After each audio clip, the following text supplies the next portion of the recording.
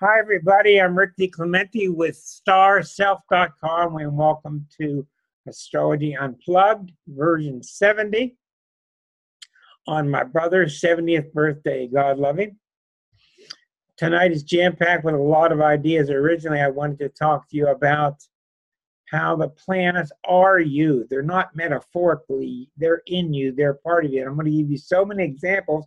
And you're going to start to get it, but don't feel bad because it's taken me years to get this idea, but it's really, really true. Yes, John, thank you very much. You got me trained well. Okay. Now, I'll remind you, new viewers who are seeing us on YouTube, if you ever want to join us on Thursdays at 8 o'clock, it's free. It's Eastern time, and all you need to do is go to starself.com, starself.com/unplugged, and you will be unplugged if you do that. We don't even know what it means. We just know that we get unplugged. I think we get unplugged from the world. We'll make it sound different each time. But tonight we're going to cover Marjory Stoneman Douglas's chart and how it symbolizes what's happening in Florida and how the eclipse was 1 day from her Uranus, and the day after the murders. The day after the murders was the eclipse on her Uranus. This woman knew this was going to happen at a soul level. She's the archetype of the movement and rising in power. Second, we're going to unfortunately take a nasty look at the NRA's chart and show you how the Saturn return is, they're getting a different reaction now. They're not just being able to sweep across the land with their own agenda, and the Saturn return is going to have its way with them, and I'm going to show you how that is embodied within the body of the organization called the NRA. And it's a very strong chart too. A lot of good things about it. Also, the chart of Billy Graham, which I do think is significant. Wait till you see his chart, because anybody that sticks out, anybody's got great passion, anybody that it just goes above and beyond, is bigger than the room, bigger than their personality, those people have big planets. I'm just going to keep showing you and showing you and showing you, and you'll start to see and see and see. So tonight, I wanted to start out by thanking those of you who donated to the donation page for this show. I really appreciate that very much. And I wanted to let you know that when I did Marjory Stoneman's chart, Marjory Stoneman's, they call it Stoneman Douglas. Marjory Stoneman's chart, let me just show it to you. Let's start that way. Okay, Marjory Stoneman Douglas. A phenomenally powerful Aries with Leo rising. You got to have fire. And I heard from a user today, a friend on Facebook, and she said she used to walk by her house every day and wave hello to her. And she lived till 1998, to the ripe old age of 108. So some person touched me up today to tell me she used to wave hi to her once a day when she walked by. Look at the power of the sun opposite Uranus. And as I tell you again, planets that are along the angles. Mine is Sun, Uranus. Hers is Sun, Uranus, Jupiter. Okay? Look at the bucket pattern, and the bucket pattern is beautifully output through Jupiter and Aquarius. This, again, will shoot down any theories that, hey, you Aries people are selfish. They have a selfness to them. They have an innocence to them. But her chart is all about Jupiter and Aquarius. Who else had this chart? Has this Jupiter and Aquarius? Bernie Sanders' wife, Jean. Is that her name, Jean? She's got the big Jupiter in Aquarius too. And that means that you are just so into it to do things for the public, to do things for the higher consciousness, idealistic. And if you don't know about her, you should read about her. She did this lifelong battling for the Everglades to keep the environment together, and not to see it as a bunch of swamps, but to see it as a living, breathing entity. So that's where that school comes from, that spirit. And the chart has to reflect it. And look what it does. This powerful sun, Venus, Mercury, opposite Uranus, sending it all to Chiron in Cancer. First of all, it's in the 12th house, so there's a sense of martyrdom or giving it voluntarily. But the Mercury in Cancer, that's the conservatism. That's conserving. If there are any two signs of the zodiac that have to do with conserving the soil, conserving mankind, conserving our environment, it's Cancer and it's Aquarius. It's an Aquarian thing. So you see where that power comes from. Here's the Jupiter in Aquarius. Here's his partner, Chiron in Cancer. And here's the I'm not going to shut up. Here's the I'm not going to stop. Here's the radical. And she got the moon in Scorpio. And she got the T-squared to Chiron in Cancer. I'm finding out, and I'm going to take me more years. I've been studying for years now. Where your Chiron is in your chart is where you're obsessed. You're just obsessed. I can't tell you how many clients I have my age, the 51-year orbit, where their Chiron is, they're just obsessed. My girlfriend has it in late Sagittarius, and she can't walk 3 feet without reading a book. Just obsessed with reading. But the Chiron and Capricorn people, they don't want to hear anything about anything but the house that Chiron is in. That's what they want to talk about. And I reiterate, you can talk all you want about Chiron, and it's true about the wounded healer aspect of it. There's no doubt that's true, but I really, myself, I'm really head on into the hero's journey part of it. Now,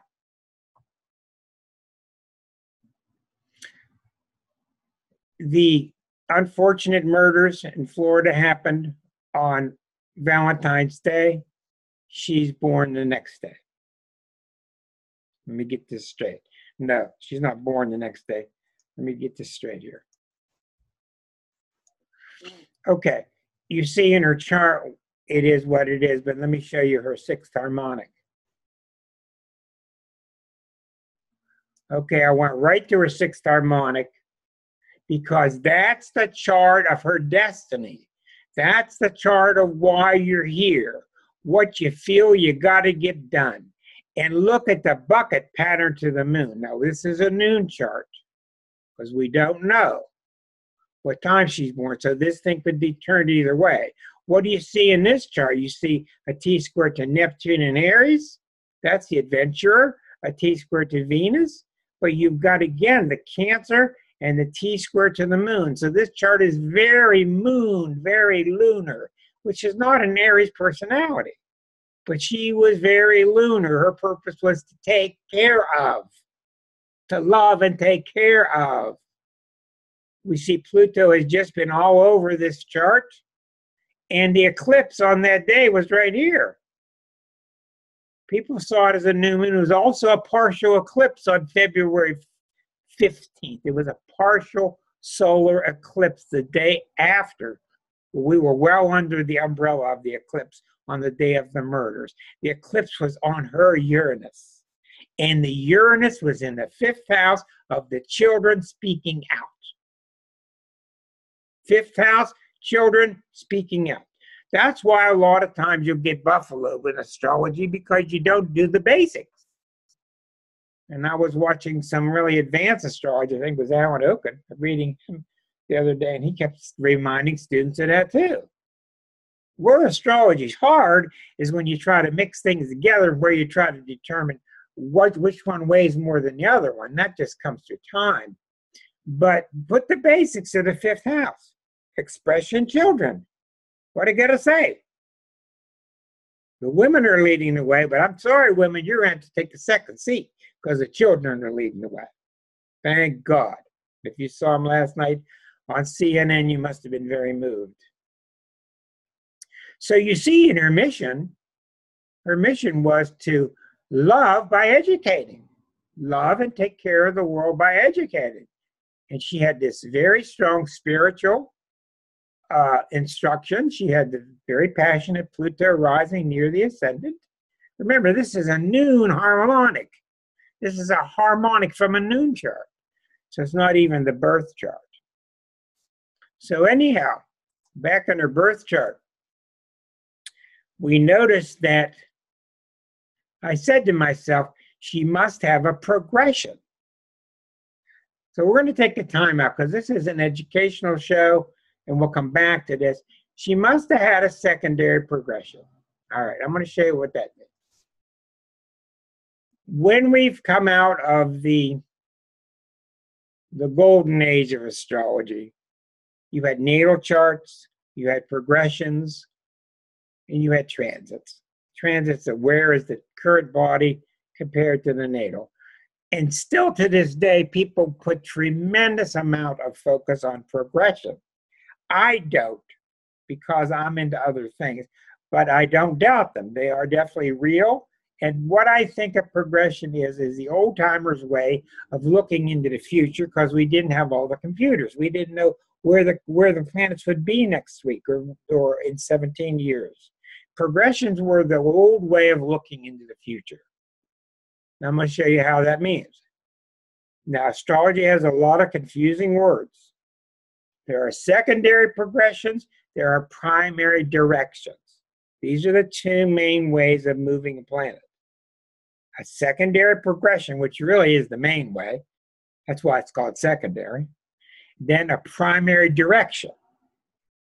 Okay, let me show you an example, and I'm the perfect example because I'm born January 1st. So take a look here and you will see.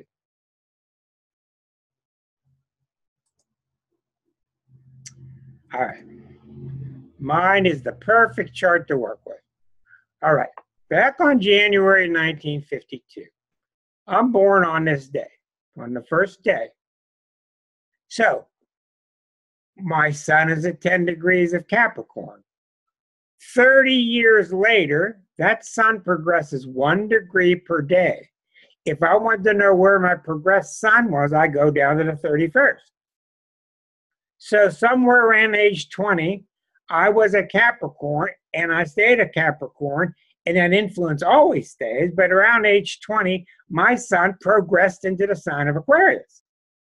So for the next 30 years, of 20 through 50, I was progressing through Aquarius. Now, a lot of astrologers use this as the only and the main way of looking into the future, which I disagree with. But it's nevertheless true and it's valid. This is a map of how a person unfolds. Some people are born during Mercury retrograde periods. Some people are born and they grow out of it, and I can tell what year they grew out of it. So each day after your birth represents a year of life. So if I had trouble at the age of 5, we would go progress my chart to this line.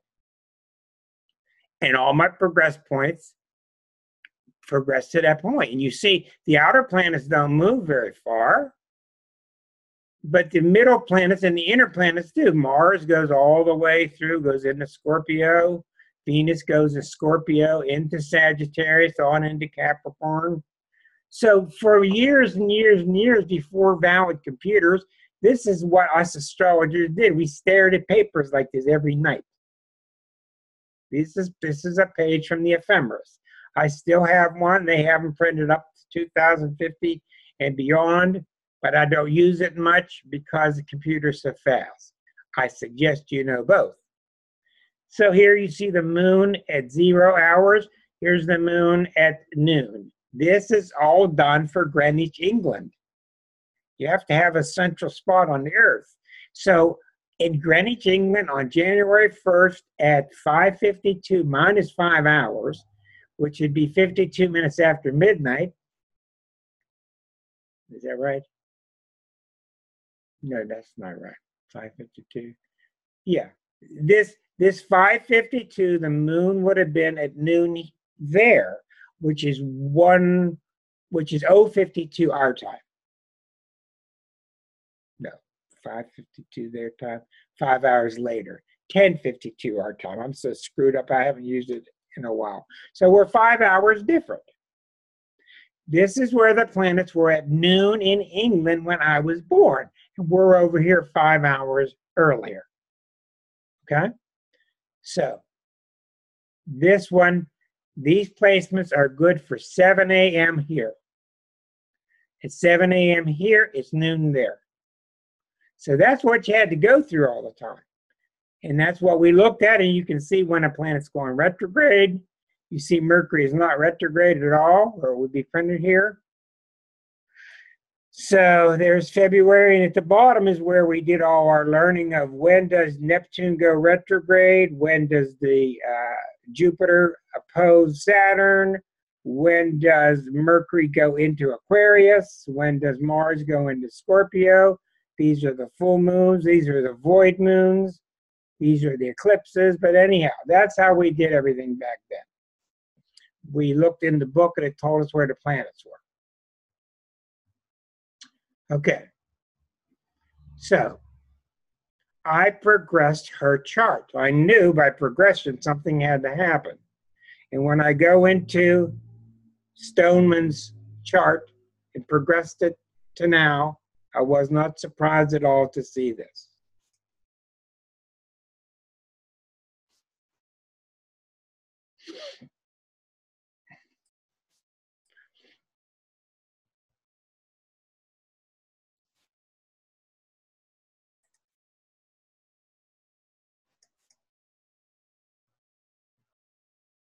Pluto opposite Mars.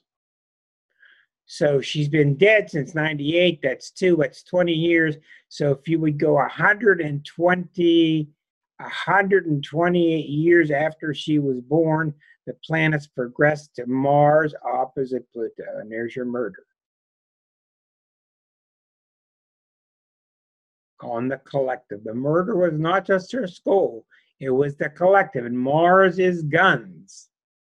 And this kind of chart only uses 1 degree orbs because they move so slowly.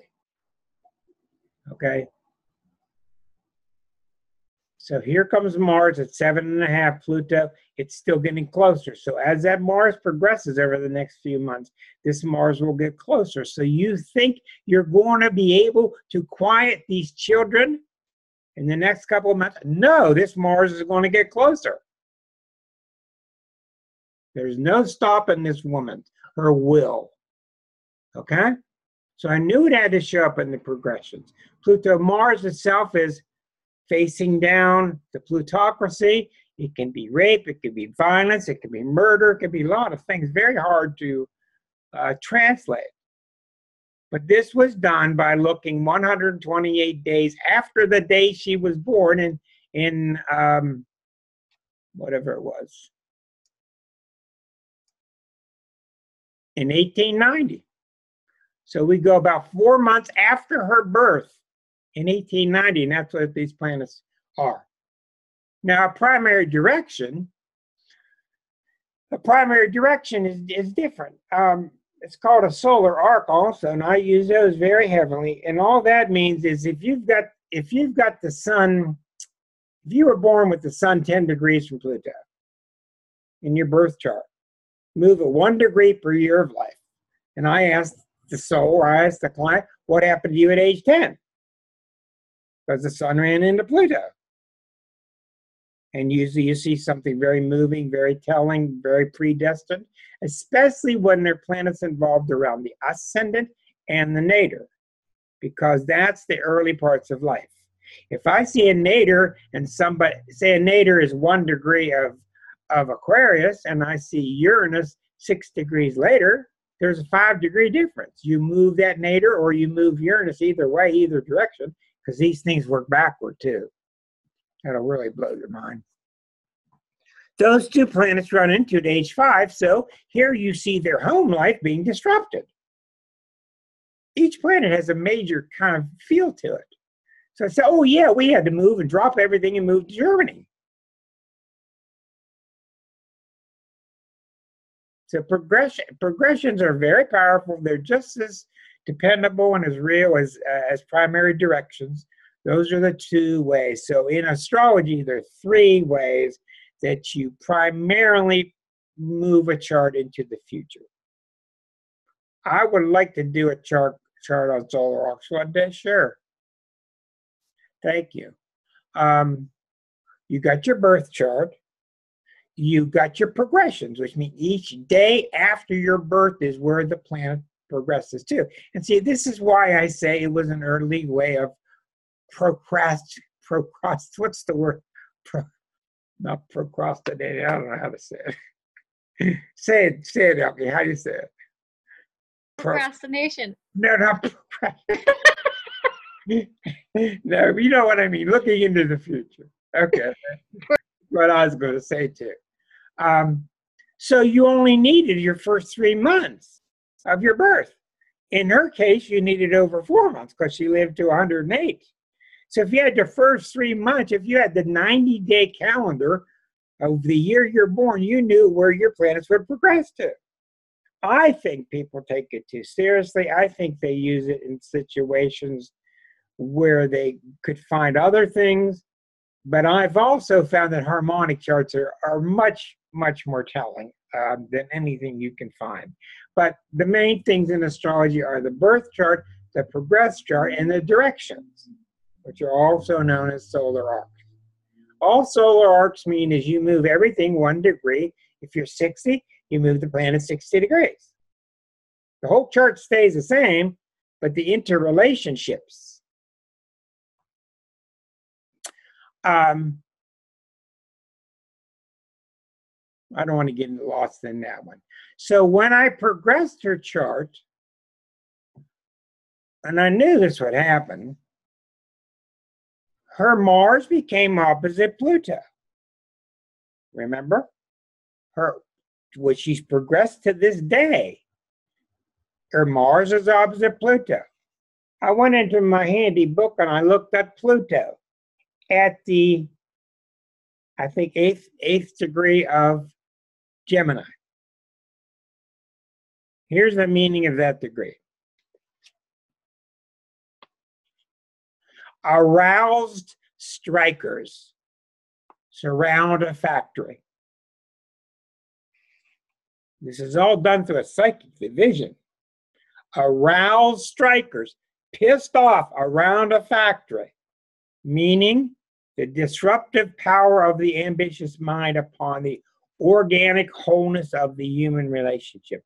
Blah, blah, blah. You keep on reading, and the translation done by Rudyard, he says it leads to what's called a revolt against privileges. That's what that degree of Pluto is going through now. When we're walking through the zodiac, we're walking through 360 degrees, 360 different stories. The zodiac is exquisite.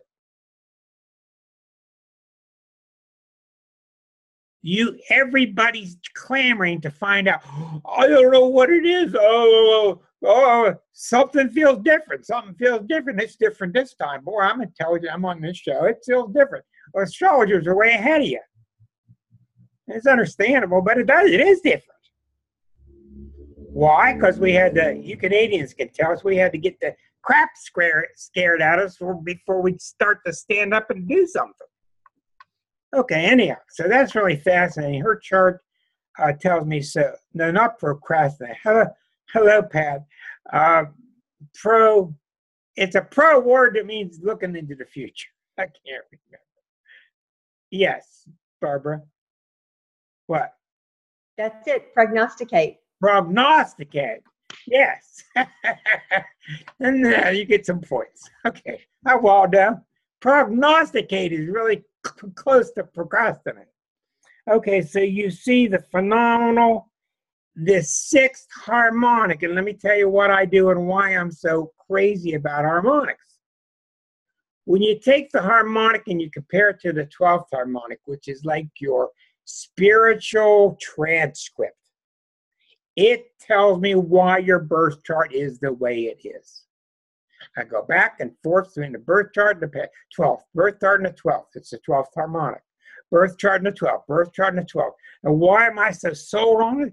Because it shows me that you are largely shaped in this lifetime because of decisions that you've made after sitting down with your spirit guides, trying to correct your course, and there's only one course.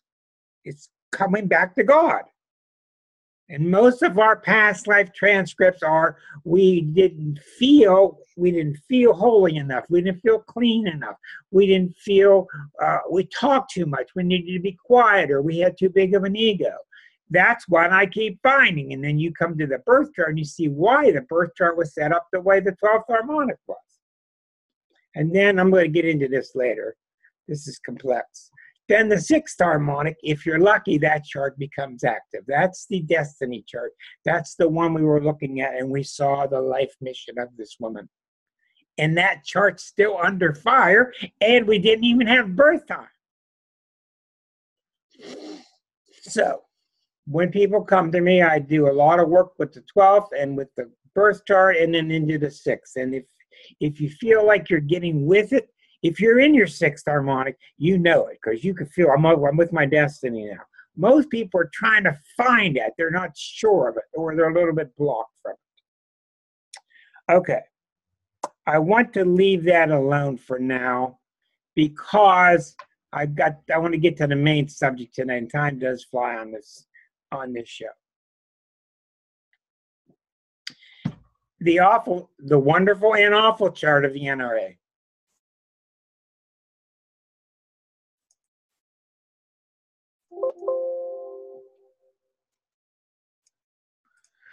Okay, here she be.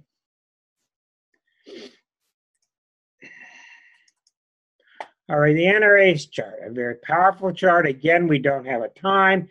We know they were November 17th of 1871. They're a very powerful Scorpio, and I'm not going to bore you with it, but the chart is very, very strong because you've got a Scorpio chart opposite Pluto.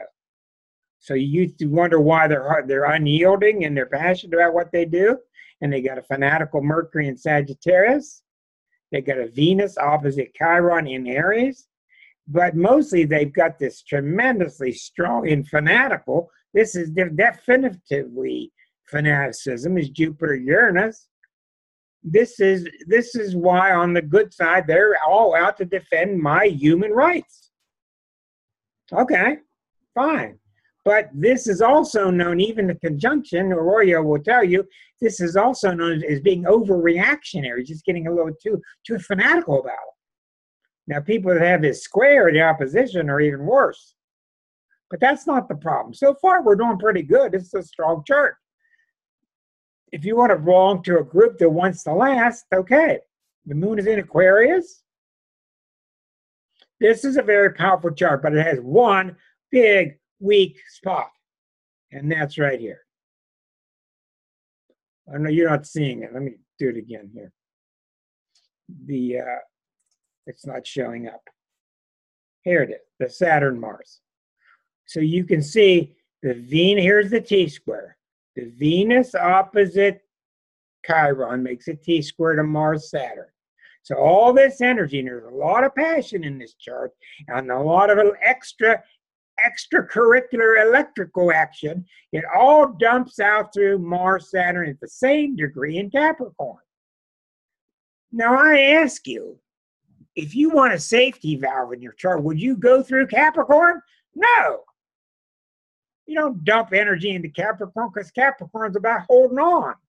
You would dump it into Aries planets, or like Elke dumping into a Gemini planet, expressive planet, somewhere in Leo, somewhere in Aries. It's all being frustrated and it's all blocked at this point. Now, the whole chart changes because Mars Saturn is the symbol of frustration and the symbol of the military. It stands for disciplined action, disciplined stamina. I'm going to keep doing. I'm going to keep saying no, no, no, no, no. I'm going to keep moving the way I'm moving. This is the weak spot. And what you have to do when you have a Mars Saturn like I have, and like it's here too, mine's not this close, thank God. This is somebody who drives with the green light and the red light. You're going, but you're not. So I don't care what they say, they got a problem. And the problem is they're repressive. The problem is they are repressive. And their Saturn return is in 3 days. Friday, Saturday, Sunday. Saturn returns to the weakest spot of the chart.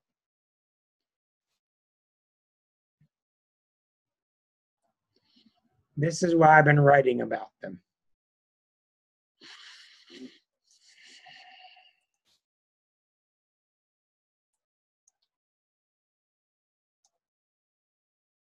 Hold on, I'll get it.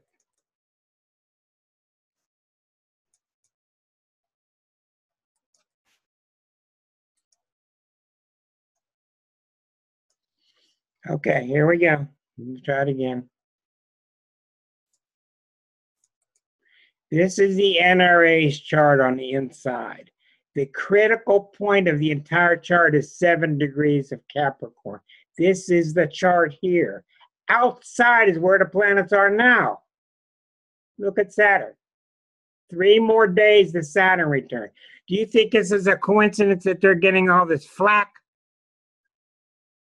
This happened 28 years ago when Saturn was there too, but the NRA was not nearly the body it is now. This is why they're facing the music now. This is why, Trump comes back and says, well, we'll offer more money to teachers that want to stay armed. And idiotic ideas like that. But they're going to have to face the music, and this is going to segue into tonight's topic. Saturn is on Saturn, okay? Now, first of all, they got a problem because they try to release their energy through Mars-Saturn. And this is kind of like, okay, release your energy through this, and release it this way. You've seen people that are really releasing, they're like, wow, release their energy. That's what a tip of a T-square should be. It's releasing the energy, but the tip of the T-square, they're suffering through tremendous constipation. They're suffering through tremendous spiritual and moral constipation right now. That's what's going on. They've got 97% of the people in their own organization that wants better background check, and they still won't implement it. Okay, I'm going to get off of the high ground, the political part, and talk to you astrological. So do you think Sunday's going to come by and nothing's going to happen? These aren't just one-day planets. That's a 28-year cycle. This is going to be on all next year. And Saturn's all about creating and legislating laws. And what does Saturn want? And all the bad astrologers, Saturn will say, oh, it's trying to stop you. It's trying to corral you. It's trying to limit you. That's wrong. That's secondary.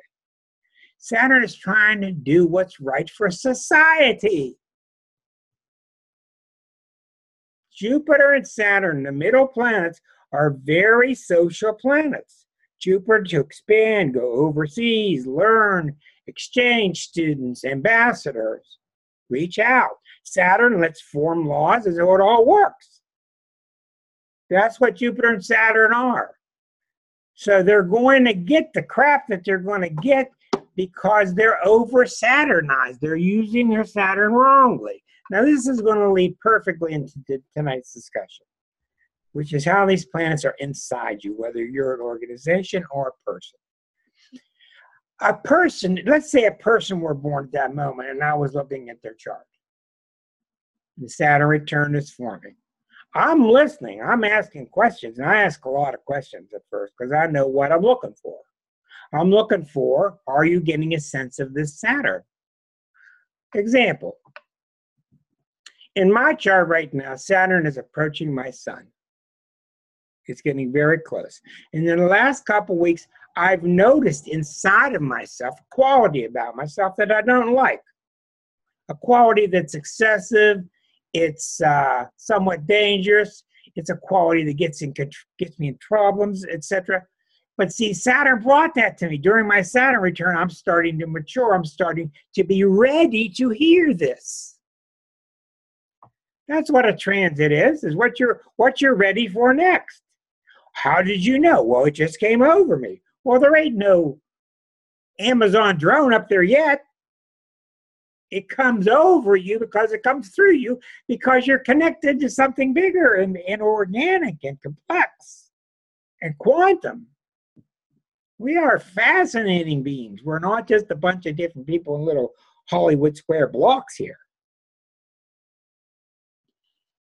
So as Saturn comes over that company, that group, I want to hear, are they starting to feel, if they're using it right, if they're open and in touch with Saturn, they will start saying things like, we've been feeling like we need to cut back some. We've got to curb the edges a little bit. We need to become a little more Saturnized, a little more organized. We can't just keep using for Saturn, Mars, picture the boots from Pink Floyd's The Wall. That we don't need no, that Saturn machines is stomping you. We're not going to stop. We're not going to stop. So we already see that they don't have a good relationship with Saturn. They're not using their Saturn in a healthy way. So when you don't, then the, quote, outer world puts it upon you. And there is no outer world. We're doing their bidding that they're unable to do for themselves. Their Saturn's going to come up through the organization. Now, in a human body, in a person, where Saturn's over them and I'm talking and they're not sensing it, then they start to report problems with the body and then organic problems because Saturn coagulates. Saturn consolidates. Saturn makes energy turn into physical form. And all you healers talk all the time about what you talk about and what you think and what your energy is will crystallize. Yes. What do you think's doing to crystallizing? Saturn. It's the planet that coagulates. What do they say? If you have a lot of ugly thoughts, eventually your face will freeze in that shape. Right? Same thing. So the crisis here is not what's going on with the guns. The crisis is not what's going to happen to the NRA. The crisis is they're out of touch with their own Saturn. That's why one night I'm going to talk the entire night about the real problem with Trump. The real problem with Trump in the world is that Uranus has been here and his Venus and Saturn are here. And Uranus inside of him has been trying to crack up that Venus-Saturn, the cold, unemotional. Oh, I hear you, student. I hear you, student. Oh, it's bad. Oh, I hear you. I hear you. It's disingenuous. It's trying to crack his heart open. And the tragedy is he can't open it. So when a transit comes by, it's like a new shoot that comes out of a plant. And if you're healthy, it comes out. And if you're like the rest of us, sometimes it curves and sometimes it bends and sometimes it's weird, sometimes it's high, it's beautiful, you know, we're expressive. So what you're going to see with the NRA is you're going to see crippling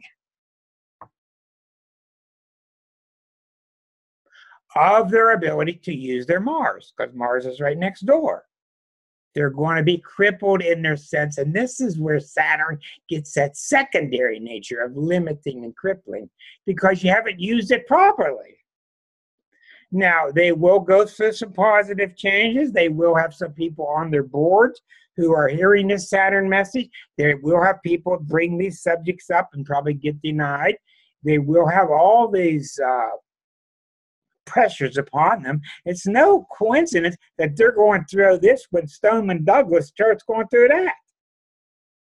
You heard what the book said. They're screaming outside the building. So, A parent comes to me. I got a 26-year-old. Would you talk to him? I can't get anywhere. I say, just relax. When he gets 27, it's going to start getting better. They call me back. The kid's 27 and a half. What did you do, Rick? Did you give him mojo or something? He wants to get a job. He wants to get his haircut. He wants to calm down. It's talking about getting married. It ain't me. It's just sign of the cycle. And the child starts to pick up mature thoughts, doesn't want to party so much, wants to pick up with Saturn, and let Saturn, because Saturn's all about getting your life real, making it work. Now, the other family, the kid's 29, the kid's 30, and hasn't heard it yet, we got problems. So that's how I'm telling you that a planet's inside you. Now, there's no predicting what's going to happen to the NRA. You can know for a fact that they're going to get tremendous legislative pressure against them. And Saturn is not unreasonable. It's the most reasonable planet there is. Saturn's not trying to take guns away from everybody. It's just trying to get rid of the automatic weapons and do saying things like background checks, etc. Okay, let me go on and give you another example. Mars is very easy because Mars comes through and for a couple of days you feel like killing somebody and it passes by and you feel better.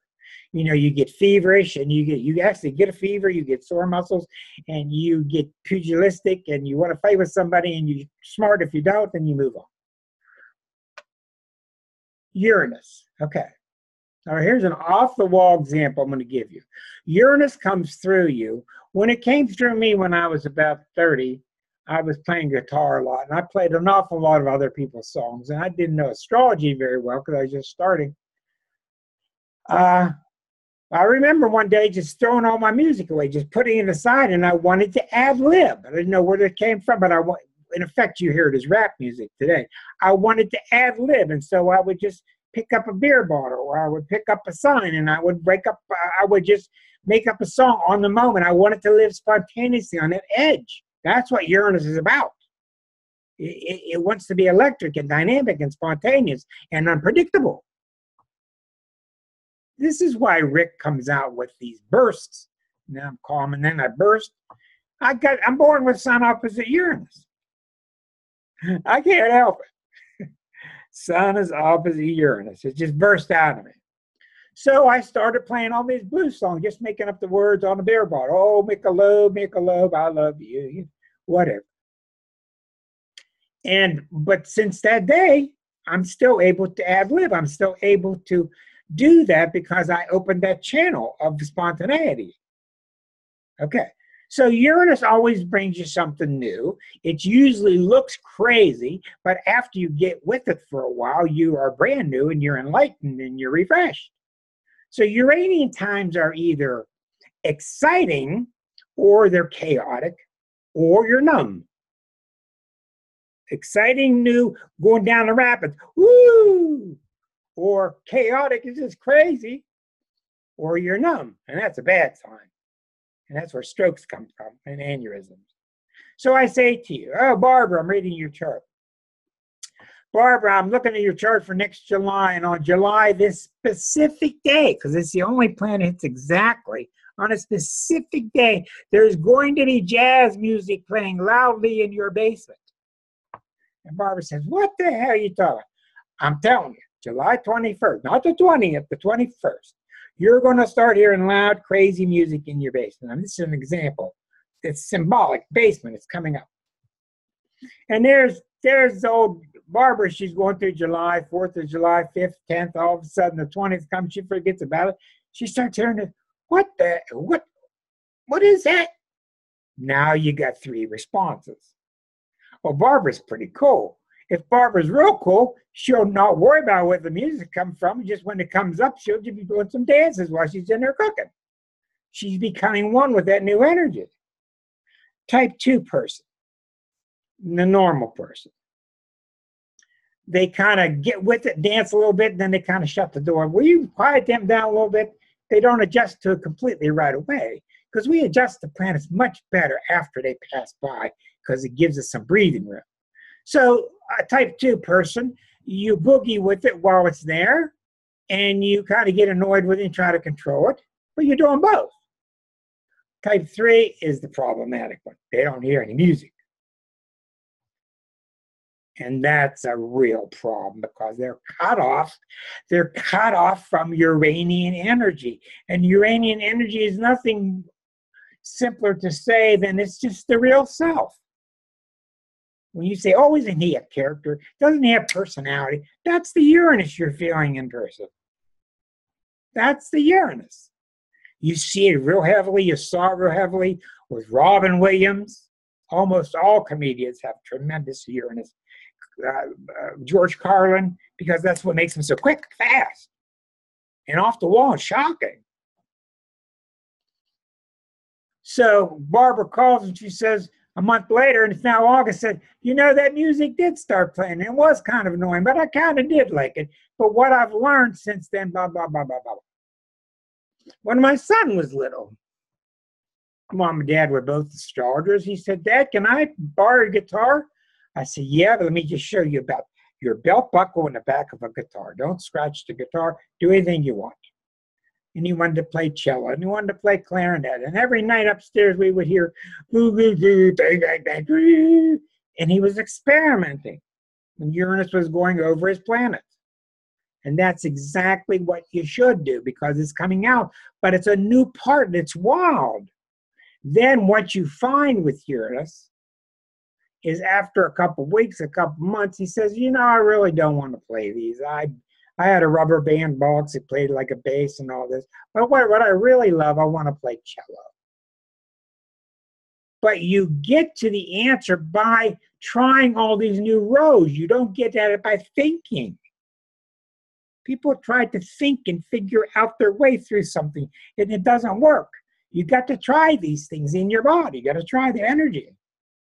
And then all of a sudden he knew, and now to this day, almost 20 years later, 15 years later, he's a phenomenal lute player, cello player, guitarist, string masters. Okay. So when Uranus comes to you, here's the real problem. The tendency to project. That's why 90% of what I learn about a person, I learn by what they're saying about their environment. Oh, these people at work, they're nuts. Oh, everybody's chaos in the garage. I told you about the Taurus lady. My kids are driving me nuts. They're driving me nuts lately. Have they always driven you nuts? No. I said, well, all of a sudden your kids are just acting differently and they're driving you nuts, huh? She wasn't aware it's coming up inside of her. So she had Uranus all over her, and I told her to take her kids, instead of trying to suppress them, instead of trying to stop them, instead of trying to stomp them down. This is symbolic that this new childlike part wants out. I told her to go outside with a water hose with the kids and get as muddy as possible. She was a Taurus. Start throwing mud at each other and sliding around in it. All the things Libras love. She called me back a couple weeks later. She says, the best thing you could have ever done.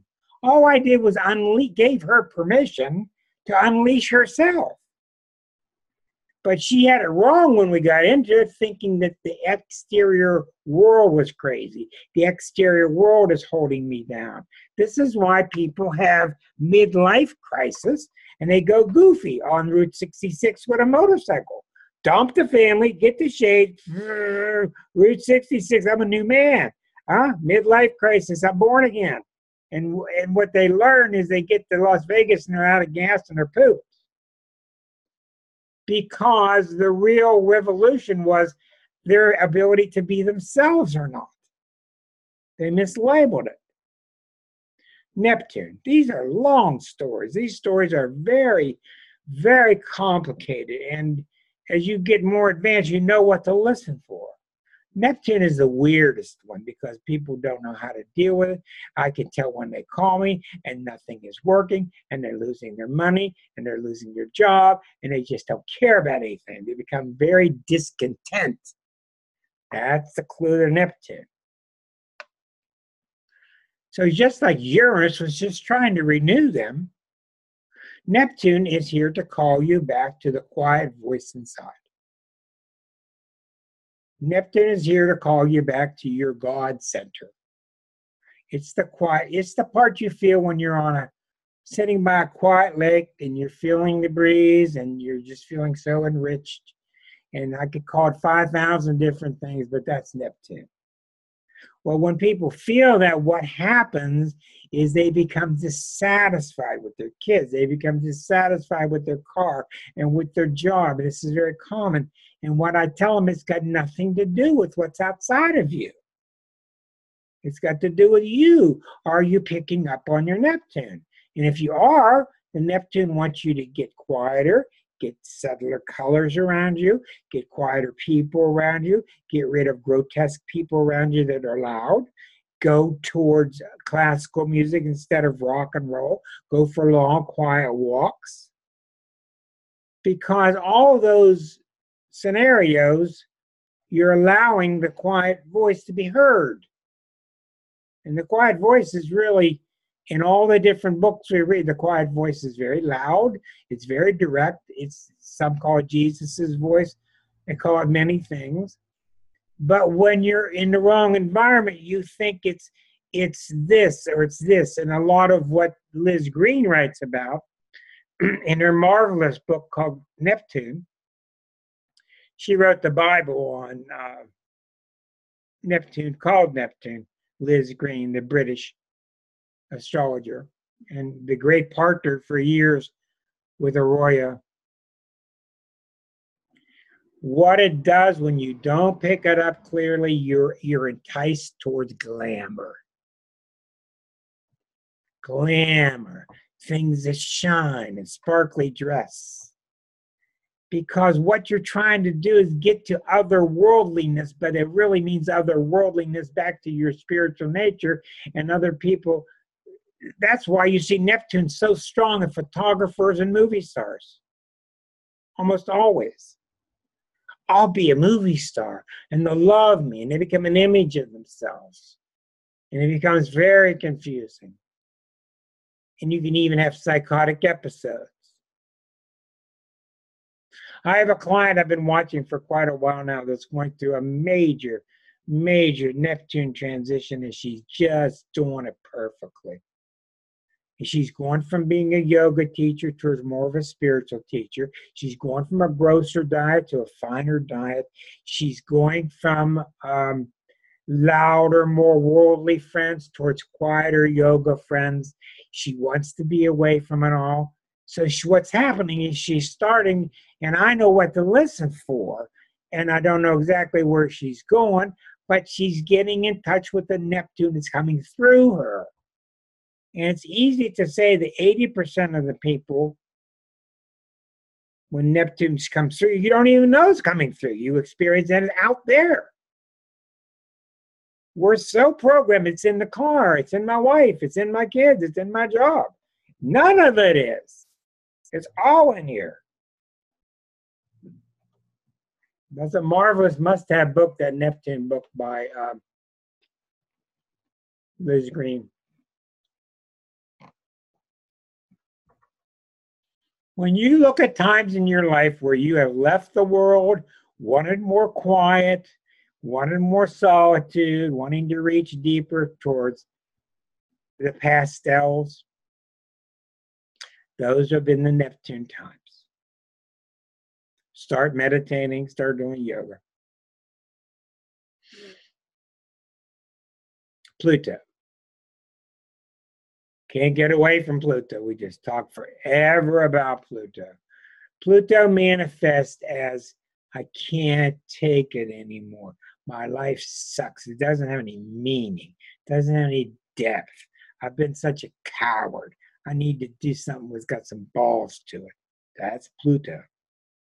We've been going through collective Pluto planet-wide since Pluto's been in Capricorn. We've been going through collective Pluto in the country because Pluto's been opposite the United States sun. That's the identity crisis. Now we're getting Pluto approaching its return. Pluto 250 years later is coming back to where it started. So Pluto is about, well, I told you, I got an article that I wrote and came up with what I believe are the 4 stages of Pluto, which I think warrant repeating now. The first stage of Pluto is Did you feel that? No, I didn't feel nothing. Well, it sure feels like the rafters in the basement are shaking. We're not on steady ground. Ah, it's your imagination. That's what happened to us 2008 through 2012. We knew the stuff was heavy. We knew fundamental, deep changes were needed, and we were in denial. And then we started this business, which we're so good at. Their fault. Then stage 2 comes. Stage 2, we are definitely in stage 2 as a country. A person gets into stage 2, I can tell because they tell me always they're down the basement cleaning up. Literally, that's what they tell me. Every piece of dirt. You just got to get the dirt out. That's stage 2. It means you got a bunch of junk. You don't know how to deal with it, but everything's got to go. I need sweeping changes. The country's going through that, but the country, like Delky has been telling us as a good Canadian, we're not seeing the light. We're not seeing the light that the way we're treating other countries is what the problem is. Therefore, the way we treat ourselves is wrong. So stage 2 is you start to clean up your act. And there are an awful lot of wonderful things happening in this country now at stage 2, where people are coming up with varied ways to clean up the plastics, to clean up your environment. What do you think all this constant polishing of our language is, and this political correctness is? That's evolution. We don't want to say that. We don't really mean that. Let's find a better word. So you're finding everybody everywhere rephrasing everything. Sometimes it gets silly. But Pluto wants you pure and it wants you real. You know when you sit across from somebody who you really love and you have a great talk and it's very direct and it's very powerful, well, you want that with all your relationships or forget it. And it's just so common during Pluto time that you just cross out all these relationships where you're kind of sort of getting, yeah, remember the good old days there, Billy? You know, you just can't put up with it anymore. Stage 3. Stage 3 is when you're still in the dark, it's loud, it's dirty, and you're still throwing out the junk, but you're seeing glimmers of light. You're seeing, God, this is really working. And the United States is real far from stage 3. We're right in the midst of 1 and 2. 1 is nothing needs to change, love it or leave it. 2 is we got to clean up. 3 is when you're cleaning up and you're starting to see this is working, and that encourages you more to clean up more. You're completely reborn. Stage 4, a very tough stage, very rare, usually the individual. That's when you have transcended it. It's become embodied. You become empowered. You're stronger now. You don't need the old ways. But anyhow, when Pluto is in you, it really feels like a very dark cloud is hanging over you, and it can go on for years. It's very hard and very heavy, depending on how strong Pluto is in your birth chart, depending on how well you deal with that energy. That's why a lot of Libras have had a hard time the past several years, past 10 years, because Libras are primarily intellectual. I told you this last week. They're intellectual. Well, here's Libra, and here's Pluto in Capricorn. For all Libras, Pluto's been in Capricorn. This is the 4th house. So I told them in 2005 that Pluto was going to be going through their 4th house, which means you've got to start going through an emotional transformation. No more intellect. But that's Libra's power. Intellect, thinking, writers, talking. Libras are here to teach us how to think, and they'll return to that, and that's their strength. But Libras were stopped cold in the 2000s. They've been stopped cold if they've been ignoring their emotional well-being, because Libras are good BSers. Who's the good BSers in the zodiac? Libras, Sagittarius, Gemini. Well, we're not trying to get you to conform to some form. This is what you need. And for a lot of Libras, they never got introduced to their emotions till 2008 when Pluto went in. So you can see in all these cases that these planets are a part of you, and you either assist them, an astrologer helps you identify them, he or she teaches you the right way to use this energy, the wrong way to use this energy. And that's how they're inside of us. So, to reiterate, the inner planets are much smaller. Sun is a couple days, the moon is a couple hours, and mood. Venus is a couple days. Mars triggers action. Jupiter, when Jupiter comes over us, Jupiter makes us feel real good, and we want to go invest money and roll the dice. Yeah, let's do it. It'll work. And it could be deadly too. Saturn comes across. You need to be focusing on listening to the more conservative side, like the wise part of yourself. Uranus comes across. It's the part of you that wants to be yourself. What have I been doing to hold myself down? I don't want to do that anymore. Mrs. Cleaver comes down the steps playing a saxophone.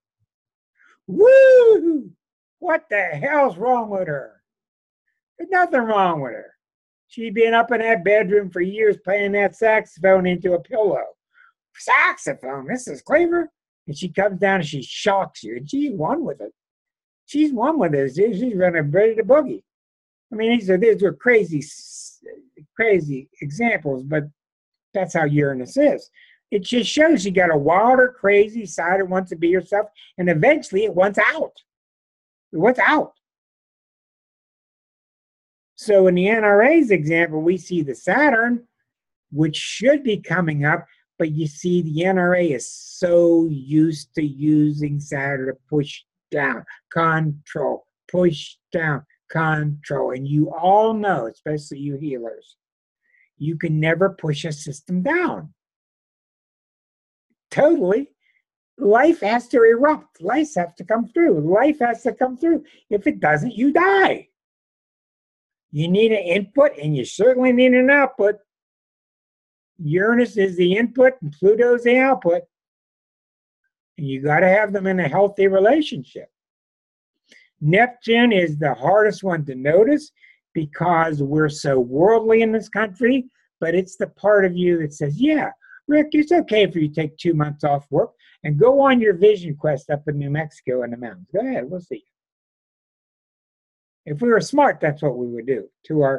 We would have our HR department have all the birth charts of people, see what transits they're under. He's not going to be any good working here for a couple months. Yeah, Rick, go up in the mountains and find yourself. Have your vision quest. Here's a salary for while you're gone. It's similar to what they do in India. In India, they help you, and the beggars are given food because the people honor that the beggar is certain beggars. The spiritual beggars, they know that they're going through getting past inner demons and approaching inner gods, and they give them their food and water for the day because they respect it, versus the ones who are just street paupers. So all of us are going through Pluto. I think we can all feel it. And one thing I want to tell you before I forget. Now, John, this will interest you.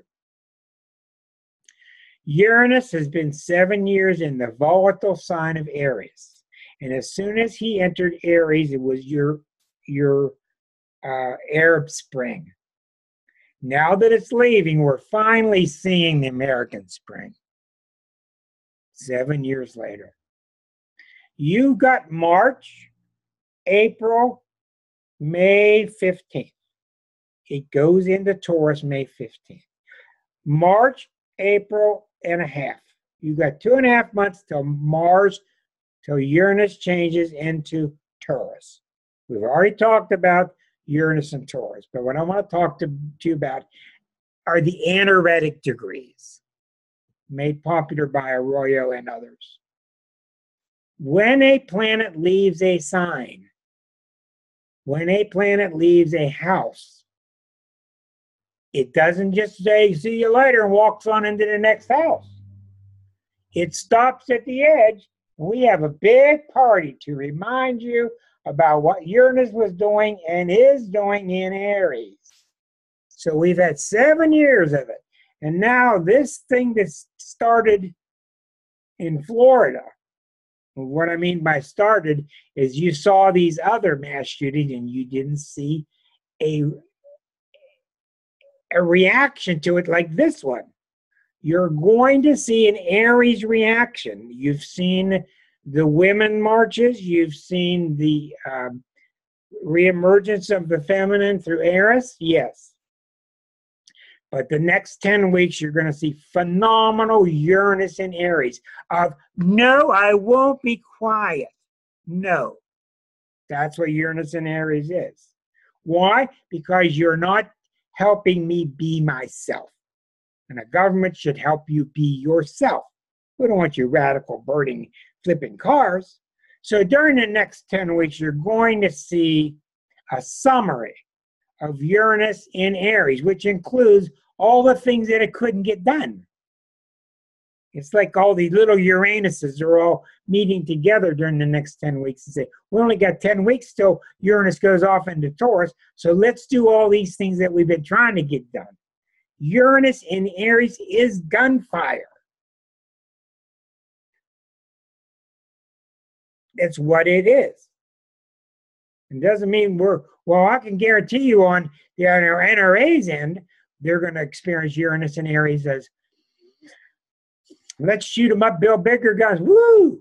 But on the other end, it's going to be the people saying, I mean, it broke my heart today. Do you hear the kids, what they were saying today? They said, we have become the hunted. And that's a horrendous thing to hear. We may as well go down the drain if our kids are the hunted. And this man got up and talked about his little girl going down the hallway in high school and got 2 shots in the back and killed at age 16. And that's what I call the hunted with a hunting rifle. So there's Uranus and Aries and saying, hell no, we're not going to be hunted anymore. So that's how Uranus will get exacerbated the next 10 weeks. Not because it's hitting anything, just because these planets are, the zodiac's exquisite.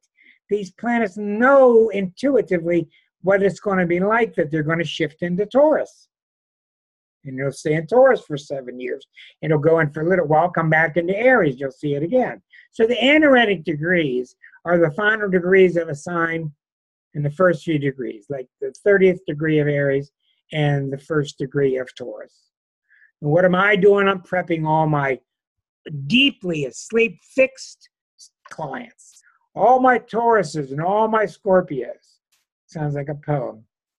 And all my Leos and Aquarius have been asleep for a while because Uranus has been so active in cardinal signs.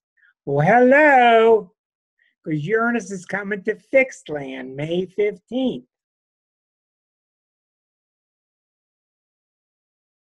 May 15th. So as it comes, Uranus is going to prepare its finale, the great show, the next 10 weeks until then. All right, now,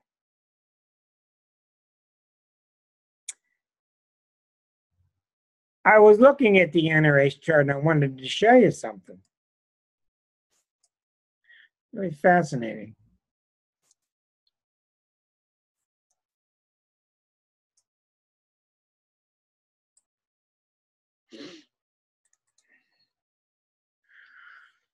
Okay. Do you see where their Uranus is at? 1 degree of Leo, 1 degree fixed. And here comes Uranus into 1 degree Taurus, May 15th, the right angle. This is somebody who's sitting in a volatile seat right next to the door. So as soon as Uranus goes in on May 15th and sends its shockwaves through Taurus and Scorpio and Aquarius and Leo, it's going to start squaring this. Now, put this Uranus on the ascendant. The transiting Uranus is then coming from the top of the chart. which means it's coming from the world. So if you put the NRA's Uranus on the ascendant, the coming Uranus in Taurus, May 15th, is coming from the top. That's the public. The bottom is internal. This is public pressure. So you're going to see radical stuff stir in the next 10 weeks. And you're going to see all kind of crazy stuff once it shifts. And I've got John sitting down there. He's composed like this, but he's the Taurus, and inside he's going, woo, woo, woo. Hi, John. You're good about this. You're on the air now. How you feeling about welcoming Uranus into your sign? Well, I guess I'm nervous, but that might be more because I have a dissertation defense tomorrow. So, well, so that's probably, I'm feeling that more than the Uranus right now, I think. But well, then you better get off this show and go study. If it's that's all right. It's all right. This is actually good stress relief. Now, John will do great because John has a very strong Uranus in his chart, and he's not a typical Taurus afraid of change. He will get knocked down a little bit. He'll have a little bit of chaos. And all of you, you're going to have a little bit of chaos while Uranus is new at any sign. But I have really found this truly, that once a planet knocks you down or it's chaotic, it's really not that much time, a couple of weeks, couple of days. Then you start picking up the groove. You start to feel it. You start to get with it. And what Uranus does is it make you feel, I'm not listening to it anymore. I'm ready. I'm going to do my thing. I'm doing it. That's it. I'm ready. That's the main word about Uranus. I'm ready. Okay? All right. I think, hello, Starseed. I think for now we will say goodbye to YouTubers and bring it on home here. Thank you for being with us. It'll be on YouTube every Friday. Bye-bye.